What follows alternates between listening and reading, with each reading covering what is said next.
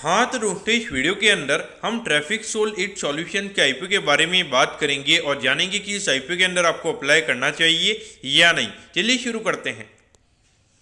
तो देखिए, सबसे पहले हम ये जानेंगे कि ये कंपनी क्या काम करती है, क्योंकि जो कंपनी 2018 में कंपनी स्टार्ट हुई है, यानी कि ऑलमोस्ट अगर हम देखेंगे तो 5 से 6 साल ये कंपनी को स्टार्ट हुए हो चुके हैं। तो देखिए, ये जो इट टेक्नोलॉजीज करके ये जो कंपनी का नाम है, तो यहाँ पर ये जो इट का जो मतलब, इसका मतलब ये कि इंटेलिजेंट ट्रांसपोर्टेशन सिस्टम, यानी कि ट्रांसपोर्टेशन से रिगार्डिंग यहाँ पे जो भी सिस्टम्स वगैरह होते हैं तो उसके रिगार्डिंग जो भी सर्विसेज होती है वो ये कंपनी हमें प्रोवाइड करवाती हुई नजर आती है।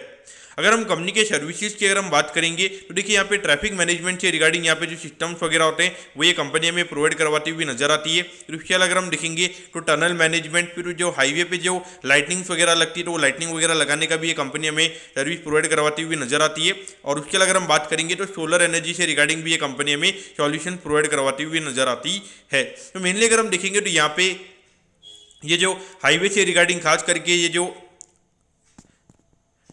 ट्रांसपोर्टेशन से रिगार्डिंग जो टेक्नोलॉजीज वगैरह होती है उसके रिगार्डिंग जो भी सिस्टम्स वगैरह होते हैं तो वह उसके रिगार्डिंग ये सर्विसेज हमें प्रोवाइड करवाती हुई नजर आती है। इसमें अगर हम देखेंगे तो यहाँ पे टोल कलेक्शन के जो डिवाइसेस होते हैं, इलेक्ट्रॉनिक जो टोल कलेक्शन वगैरह होता है, मैनुअल टोल कलेक्शन होता है, तो ये सारी सर्विसेज ये कंपनी हमें प्रोवाइड करवाती हुई नजर आती है।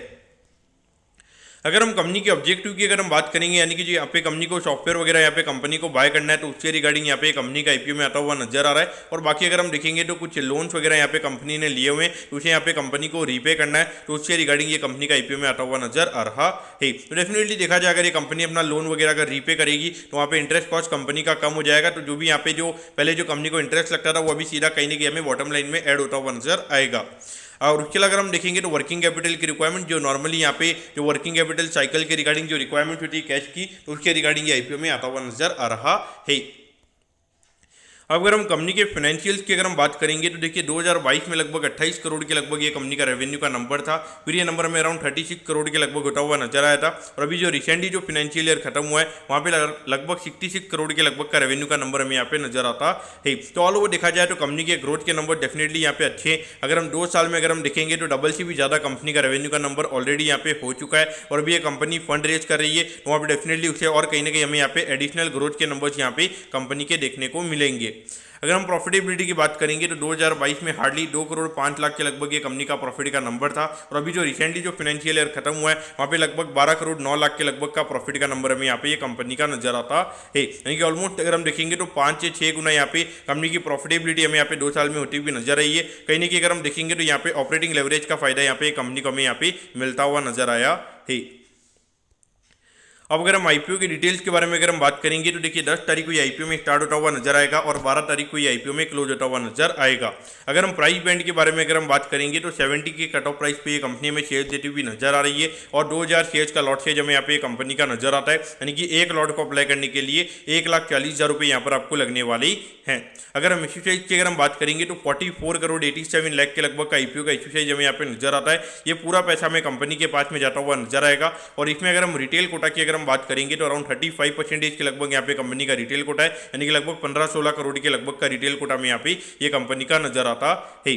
और ये जो कंपनी हमें बीएसई के एसएम प्लेटफॉर्म पे ये कंपनी हमें लिस्ट होती हुई नजर आएगी।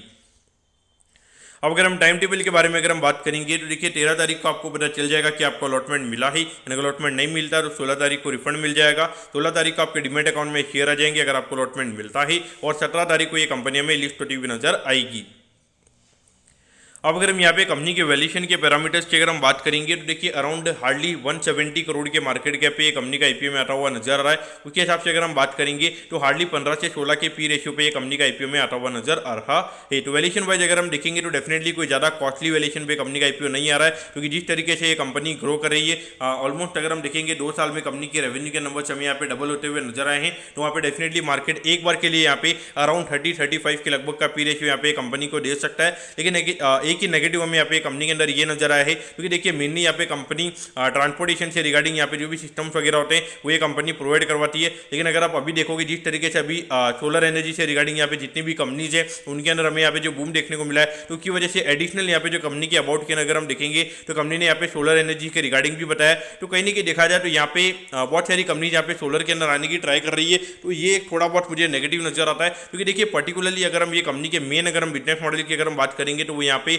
सोलर से रिगार्डिंग नहीं है, तो उसमें अगर ये कंपनी अगर वहाँ पर अगर आ रही है तो कहीं नहीं कि देखा जाए तो वो पर्टिकुलरली मुझे नेगेटिव यहाँ पे लगता है। लेकिन अगर देखा जाए तो डेफिनेटली अगर हम प्रीमियम की अगर हम बात करेंगे तो ऑलरेडी स्टार्टिंग जीएमपी हमें यहाँ पे 100 रुपीज़ पर शेयर के लगभग यहाँ पे कंपनी की नजर आती है, यानी कि ग्रे मार्केट ये बता रहा है कि आपको सीधा यहाँ पे 2 लाख रुपए का प्रॉफिट यहाँ पर आपको लिस्टिंग पे हो सकता है। उस पॉइंट ऑफ व्यू से डेफिनेटली मुझे भी लगता है कि यहाँ पे 15-16 के लगभग का पी रेशियो मार्केट यहाँ पे डेफिनेटली अराउंड 30 के लगभग का पी रेशियो यहाँ पे कंपनी को देता हुआ नजर आएगा। तो पॉइंट ऑफ व्यू से अगर आपके पास में पैसा पड़ा हुआ है, अगर आप बजाज हाउसिंग फाइनेंस के आईपीओ लगाने के बाद में अगर एक्सेस फंड अगर आपके पास में पड़ा हुआ है तो वहाँ पे डेफिनेटली मेरे ख्याल से लिस्टिंग इनके पॉइंट ऑफ व्यू से डेफिनेटली यहाँ पर आपको अप्लाई करना चाहिए। और मुझे लगता है कि 90% प्रीमियम पे लिस्ट होने के बाद में अगर मार्केट नॉर्मल रहता है तो 4 से 5 अपर सर्किट हमें यहाँ पे ये कंपनी के अंदर लिस्टिंग पे देखने को मिल सकती हैं। तो पॉइंट ऑफ व्यू से आपने इसे देखना चाहिए।